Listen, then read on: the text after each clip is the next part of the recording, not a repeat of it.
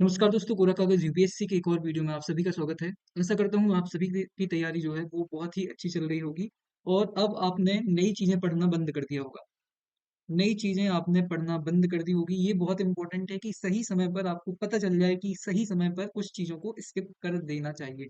तो अगर आप अभी भी नई चीज़ों के पीछे भाग रहे हैं तो मैं आपसे बोलूँगा कि कुछ टाइम के लिए कुछ टाइम तो ही बचा है, तो उस टाइम में अपनी जो बेहतरीन चीज़ें हैं, जिस पर आपकी बहुत अच्छी पकड़ है, उन्हीं को और बेहतर करिए, उससे आपका फ़ायदा होगा। लेकिन अगर आप यहाँ पर नई चीज़ों पर अपना टाइम देंगे, तो कहीं न कहीं आपके ऊपर मेंटल प्रेशर भी बढ़ेगा कि अभी ये रह गया है, ये रह गया है और साथ में आप कुछ प्रोडक्टिव नहीं कर पाएँगे। तो अगर आप ये कर रहे हैं, तो कोशिश करिए कि अब न्यू कोई भी कंटेंट कंज़्यूम करने से बचना है, ठीक है?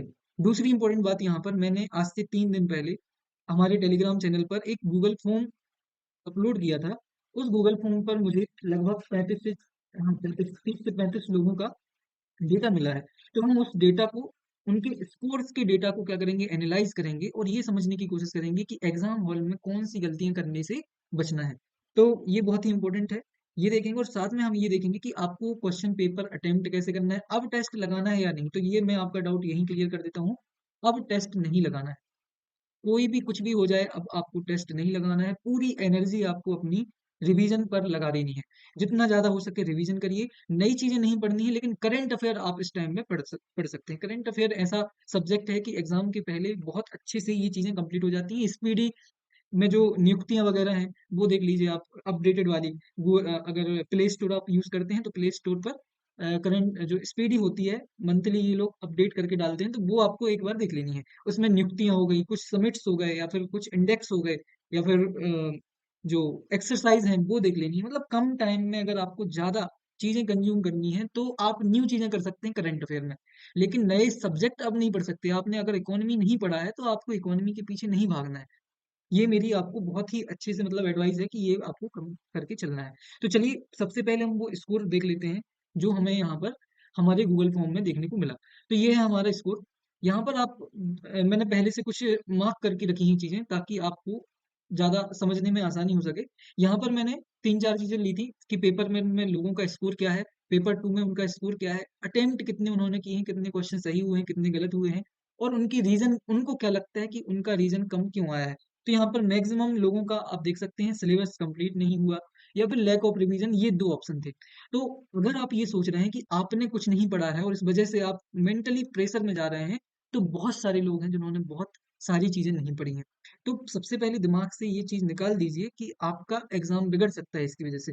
ये रीज़न है कि जितने भी लोगों का स्कोर कम आया है, उसका ये रीज़न था ही नहीं। ये उनको लगता है कि उनका रीज़न उनका जो स्कोर कम आया है उसका रीज़न इनमें से कुछ था। लेकिन मेरे अनुसार उनका रीज़न जो स्कोर कम आया है वो कुछ बेसिक गलतियों के कारण आया है। मैं जितनी भी मैंने स्कोर के ऊपर वीडियोज़ बनाए हैं, उसमें मैंने 2 चीज़ें हमेशा बोली हैं कि एक्यूरेसी और एक दूसरा अटेम्प्ट। ये 2 फैक्टर बहुत ही ज़्यादा काम करने वाले हैं इस एग्ज़ाम के स्कोर में। अगर मैं आपको 2 चीज़ें बताऊँ, सबसे पहले मैंने जो मार्क किए हैं उसमें आप देखेंगे, यहाँ पर देखिए सेकंड पेपर में लगभग सभी लोगों का स्कोर फर्स्ट पेपर के मुकाबले अच्छा है। कुछ यहाँ पर आपको वो दिख जाएँगे, तो क्या बोलते हैं, अपवाद दिख जाएँगे, लेकिन मैक्सिमम लोगों का आपको स्कोर जब आप देखेंगे तो सेकंड पेपर में फर्स्ट पेपर के मुकाबले अच्छा स्कोर देखने को मिला है मैक्सिमम लोगों का। तो यहाँ पर हमको ये मान के चलना है कि जब आप पेपर 1 दे के निकले हैं, तो पेपर 2 आपको पूरी एनर्जी के साथ देना है। आपका पहला पेपर कितना भी अच्छा, कितना भी बुरा रहा हो, आपको सेकंड पेपर में उतनी ही एनर्जी के साथ एंटर होना है और उतनी ही एनर्जी के साथ सेकंड पेपर देना है। ये सबसे पहला आप लिख लीजिए कहीं पर कि सेकंड पेपर मुझे उतनी ही फुल एनर्जी के साथ देना है, जहाँ पर जितना मैं सेकंड फर्स्ट पेपर दूँगा। ये मैंने आज के टेस्ट के बाद भी ये बात की थी। तो ये आपको पता होना चाहिए। दूसरी इम्पोर्टेंट चीज़ कि कम स्कोर आने का दूसरा मेरे अनुसार जो मेन रीज़न है, वो है एक्यूरेसी। आप जितने भी यहाँ पर कम स्कोर देख रहे होंगे, उनमें सभी में आप एक चीज़ मेंशन करेंगे, एक चीज़ नोट कर सकते हैं कि जितने लोगों का भी 30 प्लस रॉन्ग क्वेश्चंस आ रहे हैं, जितने लोगों का भी 30 प्लस उन्होंने गलत क्वेश्चन किए हैं, तो उनका स्कोर कहीं न कहीं पर अफ़ेक्ट हुआ है। समझना ज़रूरी है कि ये स्कोर कम क्यों आ रहा है? स्कोर कम आ रहा है, जहाँ पर भी स्कोर कम है 2 रीज़न है। पहला है एक्यूरेसी और दूसरा रीज़न है कम अटेम्प्ट। यहाँ पर देखिए एक्यूरेसी 30 प्लस इन्होंने गलत किए हैं, यहाँ पर 30 प्लस इन्होंने गलत किए हैं। अगर यहाँ पर देखें यहाँ पर 30 प्लस गलत है और अगर हम इनका स्कोर निकालेंगे तो ये भी कम आएगा। तो जितने लोगों ने भी 30+ क्वेश्चन गलत किए हैं, मतलब एक्यूरेसी जिनकी भी गलत हुई है, कम हुई है, उनका स्कोर क्या हो रहा है? कम हो रहा है। ठीक है। दूसरी चीज, जिन्होंने भी कम क्वेश्चन अटेम्प्ट किए हैं, अगर आप ये सोच रहे हैं कि आप 80 क्वेश्चंस के आसपास सही करेंगे, तब आपकी एक्यूरेसी इतनी ज्यादा अच्छी होनी चाहिए कि 80 में से केवल 10 क्वेश्चन आपकी गलत हों। अगर आपकी इतनी एक्यूरेसी है तो आपको 80 से ज़्यादा क्वेश्चन अटेम्प्ट नहीं भी करेंगे तो भी कोई दिक्कत नहीं है। लेकिन अगर आपकी एक्यूरेसी सही नहीं आ पा रही है और आप क्वेश्चन 80-82 के आसपास अटेम्प्ट कर रहे हैं, तो ये मान के चलिए कि अगर आप यहाँ पर 15 से 20 क्वेश्चन गलत करते हैं, 15 से 20 क्वेश्चन गलत करते हैं, तो वैसे भी आपका स्कोर यहाँ पर अगर आप 60 मान के चलें, तो 180 -20 कितना हो जाएगा? 160 स्कोर बचेगा। अगर आप 15 क्वेश्चन गलत करते हैं यहाँ पर, 15 क्वेश्चन गलत करते हैं तो क्या होगा? 65 इंटू 3, ये आएगा आपका 195, और इसमें से 15 और माइनस कर दो, तो भी आपका स्कोर क्या होगा? कम ही होगा। अगर आपकी एक्यूरेसी इतनी अच्छी है कि 15 से 10 क्वेश्चन ही आप गलत कर रहे हो, तब आपको ये 80 के आसपास क्वेश्चन अटेम्प्ट करने हैं। लेकिन अगर आप एक्यूरेसी, मैक्सिमम लोगों की एक्यूरेसी मुझे पता है कि क्वेश्चन गलत होते हैं, 15 से 20 क्वेश्चन तो गलत होते ही हैं। और जब इस रेंज में क्वेश्चन गलत होते हैं, तो आपका अटेम्प्ट कितना होना चाहिए? आपके अटेम्प्ट कम से कम 90 के आसपास होनी चाहिए। 90, 93 एक अच्छा अटेम्प्ट है। कई लोग 100 भी करते हैं, लेकिन आप 100 ना करें अगर आपकी एक्यूरेसी अच्छी नहीं है। तो वो आपके ऊपर डिपेंड करता है, आपने खुद के ऊपर एनालाइज किया होगा कि आपकी एक्यूरेसी कितनी जाती है। अब यहाँ पर आप देखिए, यहाँ पर इन्होंने 80 क्वेश्चन अटेम्प्ट किए, स्कोर कितना आया? 160। यहाँ पर 80 क्वेश्चन अटेम्प्ट किए, 170 आया। यहाँ पर 132 आया, 53 अटेम्प्ट। ये तो अपने पैर पर कुल्हाड़ी मारने जैसा है। यहाँ पर 60 क्वेश्चन अटेम्प्ट, मतलब इतना कम अटेम्प्ट नहीं करना है। क्योंकि मैक्सिमम लोग मैक्सिमम अटेम्प्ट करेंगे यहाँ पर, ठीक है। तो डिपेंड करता है कि एग्जाम का लेवल क्या है।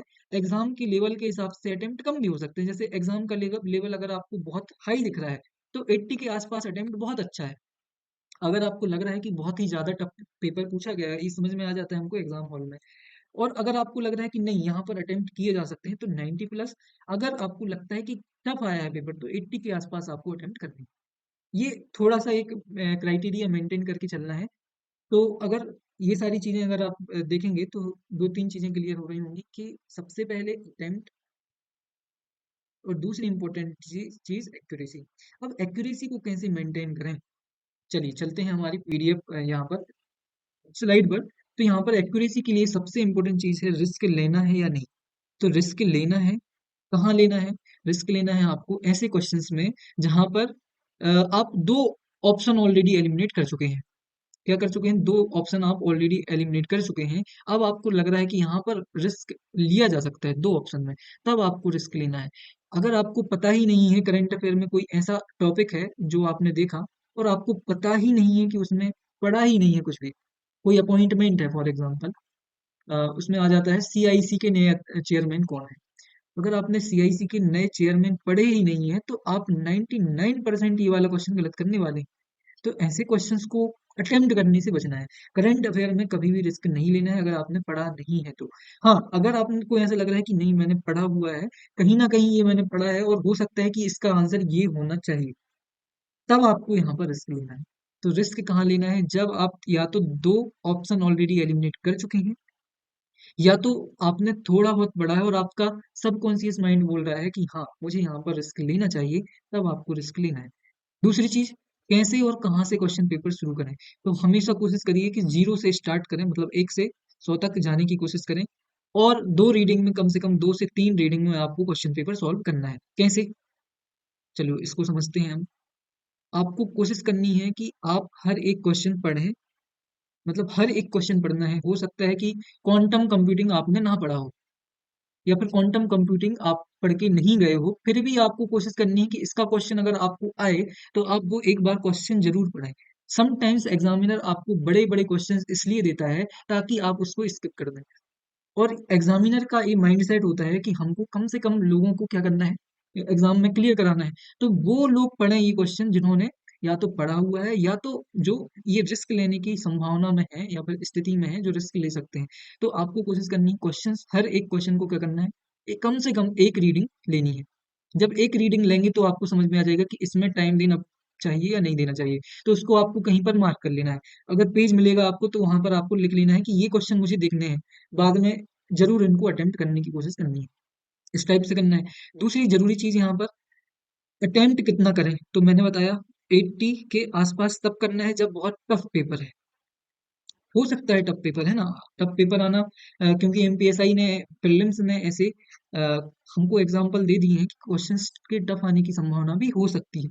तो आपको 90 प्लस कब अटेम्प्ट करना है, जब आपको लगे कि हाँ यहाँ पर क्वेश्चन किए जा रहे हैं, तब आपको 90 प्लस क्वेश्चन तो करने ही है, करने ही है। तो ये हो गई बात, क्वेश्चंस के कितने अटेम्प्ट करने हैं और कितने नहीं करने हैं।